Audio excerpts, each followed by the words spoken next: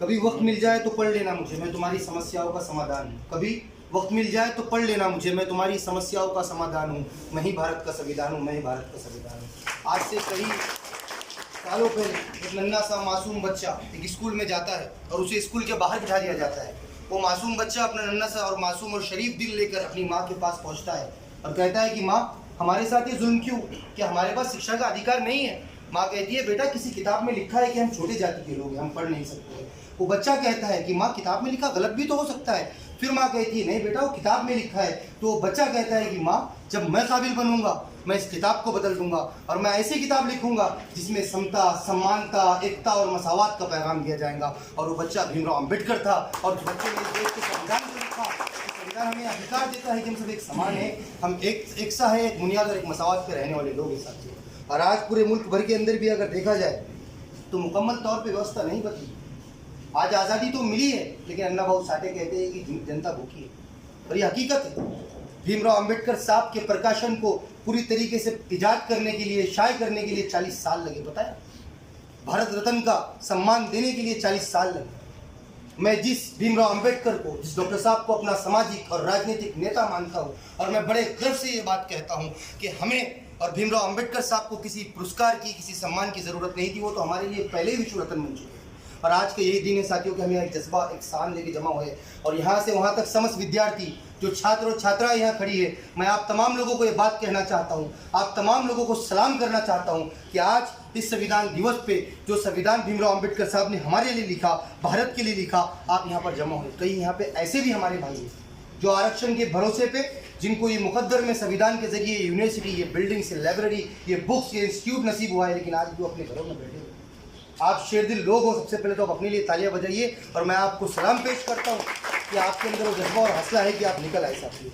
और हकीकत बात यह है कि मैं आपको बताते चलूँ, कुछ दिन पहले मुल्क अजीज़ के अंदर कुछ ऐसे काले कानून लाने की कोशिश की गई जो संविधान को दबाने का काम करता है। एक बहुत बुरी घटना कुछ दिन पहले घटी है। संभल के अंदर एक वर्शिप बिल जो हमारे भारत की कानूनी व्यवस्था का एक बहुत बड़ा हिस्सा है, उसके होने के बावजूद उसका उल्लंघन किया गया। एक मस्जिद का सर्वे करने के नाम पे 4 युवकों को मार दिया गया। क्या कसूर था उनका कि वो सड़कों पे शांतिपूर्वक तरीके से आर्टिकल 19 का इस्तेमाल करके, वो हक जो भीमराव अम्बेडकर साहब ने हमें दिया है, उस हक का इस्तेमाल करके संघर्ष कर रहे थे। उनका स्वागत तो फूलों से होना चाहिए था, उनका स्वागत गोलियों से किया गया। ये जिस तरीके की नफरत की तरफ देश जा रहा है, हम चाहते हैं कि मोहब्बत की तरफ देश वापस आए। और भीमराव अम्बेडकर साहब ने संविधान लिखकर जो पैगाम, जो हक जो हमें दिया है, उस पैगाम के साथ हम आगे बढ़े, उस पैगाम के साथ हम चले। और इस बात को मुझे और आपको समझना पड़ेगा सर। आज पूरे मुल्क के अंदर जो हालात है, आज पूरे भारत के अंदर जिस तरीके से न्याय व्यवस्था को कुचला जा रहा है, कहीं मेरी बहन मनीषा वाल्मीकि के बलात्कार किया जाता है, कहीं मेरी बहन बिल्किस की 2 साल की बच्ची को तलवार से कत्ल कर दिया जाता है, तो कहीं जेएनयू में आवाज लगाता हुआ मेरा भाई नजीब, उसे गायब कर दिया जाता है, तो बड़ी जिम्मेदारी से कहता हूँ, अम्मा सावित्रीबाई फुले के साये में खड़े रह के कहता हूँ, भीमराव अम्बेडकर को अपना गुरु मानते हुए कहता हूँ कि मेरे भाई रोहित वेमुला का इंस्टीट्यूशन कत्ल कर दिया जाता। सावित्रीबाई फुले विद्यापीठ की सरजमीन गवाह है, यहाँ पर भी कई हक बोलने वालों पे अत्याचार किया गया, हाथ उठाए गए। हम कब मुत्तहिद होंगे? हम कब एक मुट्ठी बन के एक साथ आएंगे? क्या इतिहास के अंदर तारीख नहीं मिलती साथियों? जिस ओर जवानी चलती है उस ओर जमाना चलता है, जिस ओर युवा चलता है उस ओर परिवर्तन चलता है, और परिवर्तन प्रगति का नियम है। हमें बढ़ना पड़ेगा। मैं ये नहीं कहता कि पढ़ाई छोड़ दो, मैं ये नहीं कहता कि कलम छोड़ दो, मैं कहता हूँ कि साथियों पढ़ाई के साथ साथ में संघर्ष करो, अपने अधिकारियों के लिए, अपने अधिकारों के लिए संघर्ष करो, अपने हुक और हकीक के लिए संघर्ष करो।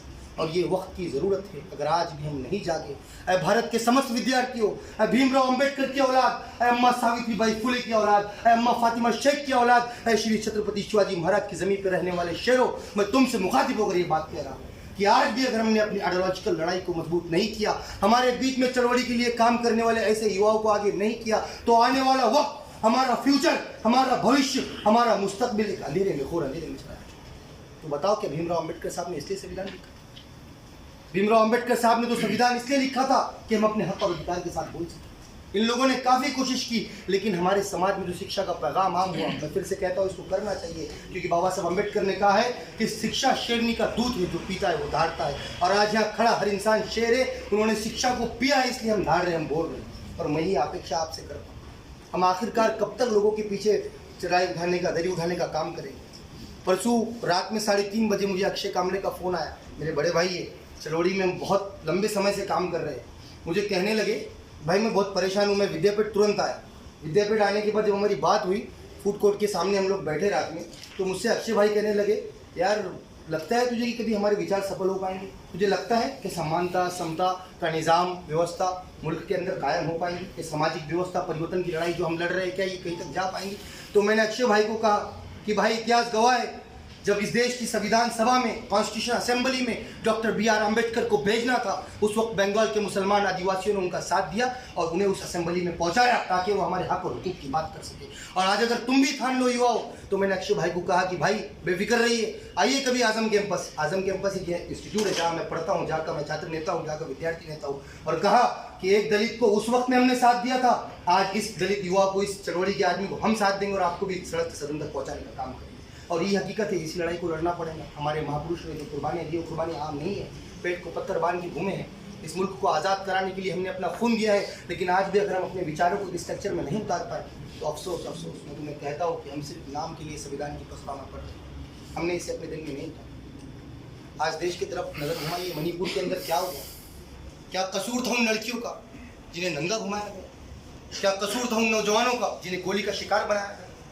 बिलाखिर ये वक्त और मौका नहीं है कि मैं ऐसी बातें करूं।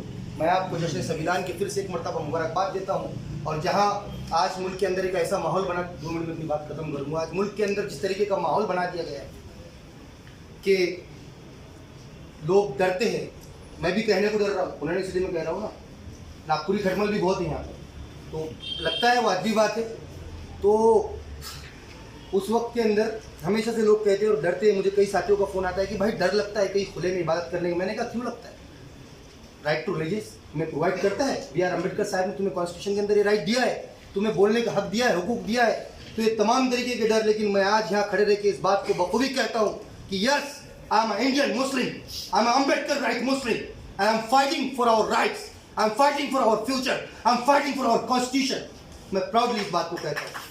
और जब हम काम करते, इसलिए कहता हूँ कि यहाँ पे भीमराव अम्बेडकर की इतनी औलाद खड़ी है, तो मुझे भी अपने आप को भीमराव अम्बेडकर का शिष्य कहने में और इस बात को आज़ादी से कहने में ताकत मिलती है। और कुछ लोगों ने मुझे कहा कि अक्षय भाई हो गए, राहुल ससानी जी हो गए, एग्रेसिव पॉलिटिक्स करते। यस, क्यों नहीं करें? बहुत सारे यूनिवर्सिटी के अंदर से भी ये बातें आती है। मैं आज ये बातें क्लियर कर रहा हूँ क्योंकि बहुत कम वक्त मिलता है आप लोगों से बात करने का और बहुत कम मौके मिलते हैं आपसे बात करने का। तो उनसे भी कहना चाहता हूँ, yes, we are aggressive for our future, we are aggressive for our society, we are aggressive for our child, we are aggressive for our future. इस बात को समझिए। अपनी बात को खत्म करता हूँ। भीमराव अम्बेडकर साहब के लिए एक शेर कहूँगा और आपको फिर से जश्न संविधान की मुबारकबाद देता हूँ। साथियों, मेरे साथ एक मरतबा नारा लगाइए, भारतीय संविधान जिंदाबाद, जिंदाबाद जिंदाबाद। भीमराव अम्बेडकर की औलाद इतनी कमजोर, सावित्री माँ की औलाद इतनी कमजोर है, अगर हम आवाज लगाए तो दिल्ली की कुर्सी हिलनी चाहिए। भारतीय संविधान जिंदाबाद, जिंदाबाद जिंदाबाद। भारतीय संविधान जिंदाबाद, जिंदाबाद जिंदाबाद। भीमराव अम्बेडकर जिंदाबाद, जिंदाबाद जिंदाबाद। कुछ लोग अपने आप में बड़े रहते हैं, ये और बात है कि खामोश खड़े रहते हैं। कुछ लोग अपने आप में बड़े रहते हैं, ये और बात है कि खामोश खड़े रहते हैं। और ऐसे दरवेशों से मिलता है शिजरा हमारा, जिनके जूतों में कई ताज पड़े रहते हैं। बहुत बहुत शुक्रिया, धन्यवाद सभी को, लाल सलाम और अस्सलाम। धन्यवाद सुलतान भाई. यानंतर मी अक्षय सरांना विनंती करतो त्यांनी आपलं मनोगत व्यक्त करा. आता